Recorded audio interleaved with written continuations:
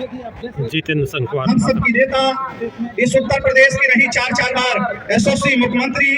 सामाजिक परिवर्तन की महानायिका आदरणीय बहन कुमारी मायावती जी के 70वें जन्म दिवस की हार्दिक बधाई। और इस जल कल्याणकारी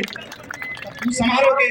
इस शुभ अवसर पर इस कानपुर मंडल के मंडल स्तरीय कार्यक्रम के इस शुभ अवसर पर सर्वप्रथम पूरी दुनिया में मानवता शांति का संदेश देने वाले महाकाव्य पूज्य जी को नमन करता हूँ। प्रेरणा से जागृत आती है और जागृत से सोच आती है और सोच से ताकत आती है और ताकत से शक्ति आती है और साथियों शक्ति से ही शासक बनता है और साथियों जिस कौम का शासक बनता है फिर उसके साथ कोई अन्याय अत्याचार नहीं कर सकता है। जिस कौम का शासक होता है साथियों वही शासन करता है और साथियों उस कौम का भला होता है साथियों। इसलिए हमारे लोगों को इतिहास जानना बहुत जरूरी है और जिस समाज का इतिहास नहीं होता है वो समाज कभी भी आगे नहीं बढ़ सकता है, ना बढ़ा है। कुछ लोगों ने कहा है साथियों अगर किसी समाज को खत्म करना हो तो उनका इतिहास मिटा दो, वो कौम और समाज ऑटोमेटिक खत्म हो जाएगी। इसलिए साथियों हमारी नेता आदरणीय बहन कुमारी मायावती जी ने जब इस उत्तर प्रदेश की पहली बार मुख्यमंत्री बनी तो सबसे पहले आदरणीय बहन कुमारी मायावती जी ने महापुरुषों के इतिहास को जिंदा करने का काम किया।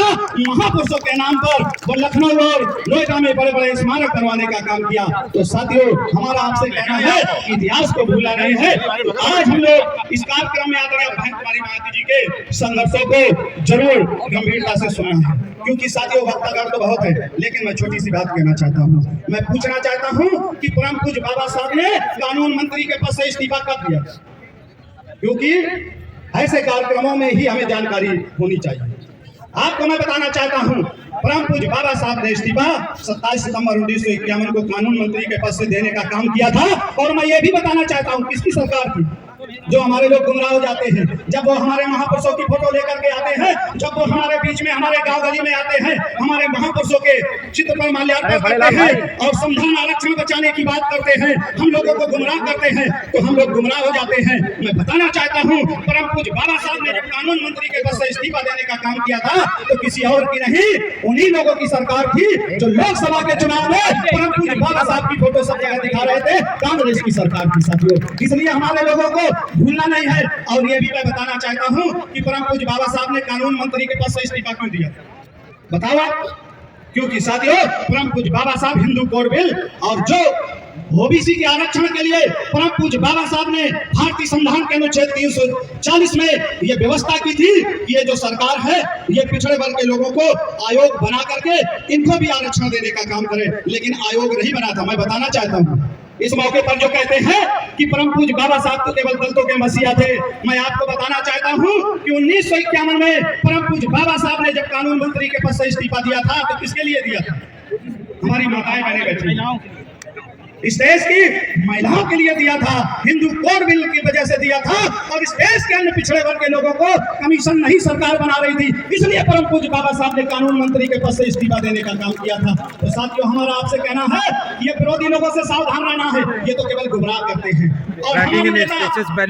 जन्मोत्सव का कार्यक्रम हम बड़े धूमधाम से मना रहे हैं तो हमारा आपसे कहना है कि हमारी नेता ने भी अपना पूरा जीवन परम पूज्य बाबा साहब के कारवां को मंजिल तक पहुंचाने के लिए समर्पित किया है, उनकी विचारधारा को मंजिल तक पहुंचाने के लिए समर्पित किया है। हमारी नेता ने भी, मैं पूछना चाहता हूँ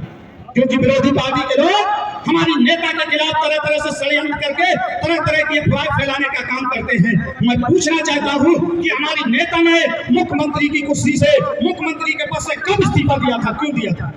हमारी नेता परम पूज्य बाबा साहब के कारवां को लेकर के चल रही है और उनके ही बताए हुए रास्ते पर चल रही है। जिस तरह से परम पूज्य बाबा साहब ने कानून मंत्री के पद से इस्तीफा दिया था इसी तरह आदरणीय बहन कुमारी मायावती जी ने, आपको मैं बताना चाहता हूं जो लोग कहते हैं ये भाजपा कांग्रेस विरोधी पार्टी के लोग सदैव कहते हैं कि बीएसपी की राष्ट्रीय अध्यक्ष तो बीजेपी से मिली है और बीजेपी से डरती है और भाजपा से डरती है। मैं बताना चाहता हूँ आदरणीय बहन कुमारी मायावती जी आयरन लेडी है, ये कभी न बीजेपी से डरी है और कभी डरती है। मैं बताना चाहता हूँ साथियों 2003 की बात है, उत्तर प्रदेश में आदरणीय बहन कुमारी मायावती जी मुख्यमंत्री थी और भारतीय जनता पार्टी की केंद्र में सरकार चल रही थी। तो भारतीय जनता पार्टी के नेताओं ने आदरणीय बहन कुमारी मायावती जी से कहा कि आप जो आने वाला लोकसभा का चुनाव है 2004 का,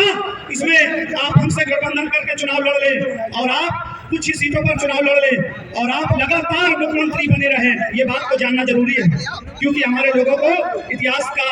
पता नहीं है। हम लोग उन पर विश्वास कर जाते हैं चुनाव के दौरान जिन लोगों ने हमारे महापुरुषों को लगातार अपमानित किया है, जिन लोगों ने हमारे लोगों को लगातार सताया, अन्याय अत्याचार किया है, हम उन जातवादियों के विश्वास में आ जाते हैं। इसलिए साथियों, हम आपको ये बताना चाहते हैं कि हमारे लोगों को ये जानकारी होनी चाहिए और धरातल पर ये बताना चाहिए कि आदरणीय बहन कुमारी मायावती जी ने 25 अगस्त 2003 को मुख्यमंत्री के पद से इस्तीफा क्यों दिया था। जो लोग आदरणीय बहन कुमारी मायावती जी को बदनाम करते हैं, तो साथियों, आदरणीय बहन कुमारी मायावती जी ने उस दौरान भाजपा के नेताओं से ये कहा था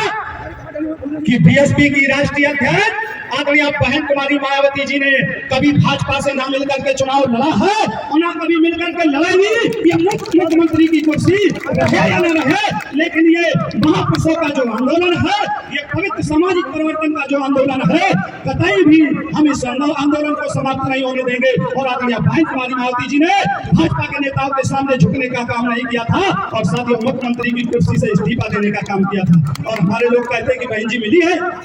हमारे लोगों को गुमराह किया जाता है कि बीजेपी की बी टीम है। और उसी दौरान साथियों, मैं बताना चाहता हूं 2003 में भाजपा की तत्कालीन सरकार ने आदरणीय बहन कुमारी मायावती जी को सीबीआई ईडी का डर दिखा करके सीबीआई लगा करके बहुत परेशान किया था। और मैं बताना चाहता हूं हमारी नेता आदरणीय बहन कुमारी मायावती जी ने कितना संघर्ष किया है। उसी 2003 में मानवर कांसीराम साहब तो साथियों ब्रेन स्ट्रोक भी हुआ था, मानवर साहब की भी तबीयत खराब हो गई थी, लेकिन धन्य बहन कुमारी मायावती जी जो न भाजपा की सीबीआई से करी न ईडी से करी और साथियों लगातार संघर्ष करके साथियों। और 2006 में 2004 में जब लोकसभा का चुनाव होता है तो अकेले दम पर साथियों 19 लोकसभा की सीटें उत्तर प्रदेश में बहुजन समाज पार्टी जीतती है अकेले दम पर साथियों। इसलिए हमारा कहना है कि आप लोग विरोधी पार्टी के लोगों के बहकावे में ना आए। और हमारी नेता कहती है कि हर हाल में अकेले दम पर हम उत्तर प्रदेश की सरकार बनाएंगे। आज भी कहा साथियों प्रेस कॉन्फ्रेंस में इस बार मैं कुछ भी पूरी ताकत में झोंक दूंगी और 2027 में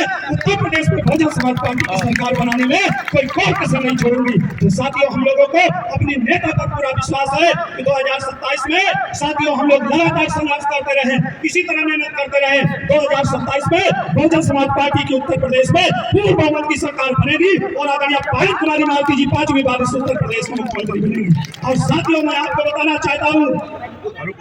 कि आदरणीय बहन कुमारी मायावती जी ने लगातार संघर्ष किया और साथियों इन जातवादी पार्टियों से, जातवादी ताकतों से आदरणीय बहन कुमारी मायावती जी ने लगातार संघर्ष किया। और आपको बताना चाहता हूं कि 2006 में मानवर कांसीराम साहब की भी मृत्यु हो जाती है और तब भी आदरणीय बहन कुमारी मायावती जी को साथियों बदनाम किया जाता है। इन जातवादी पार्टियों द्वारा आदरणीय बहन कुमारी मायावती जी को बदनाम किया जाता है, परेशान किया जाता है, लेकिन आदरणीय बहन कुमारी मायावती जी कतई भी संघर्ष से पीछे नहीं हटती है। हम आप सब कार्यकर्ताओं की आवाज बनकर साथियों आदरणीय बहन कुमारी मायावती जी लगातार इन जातवादी पार्टियों से संघर्ष करती है और 2007 में बहुमत की सरकार बना करके ये सिद्ध कर दिया कि ये बहुजन समाज पार्टी ये महापुरुषों का आंदोलन है, ये कभी खत्म होने वाला नहीं है।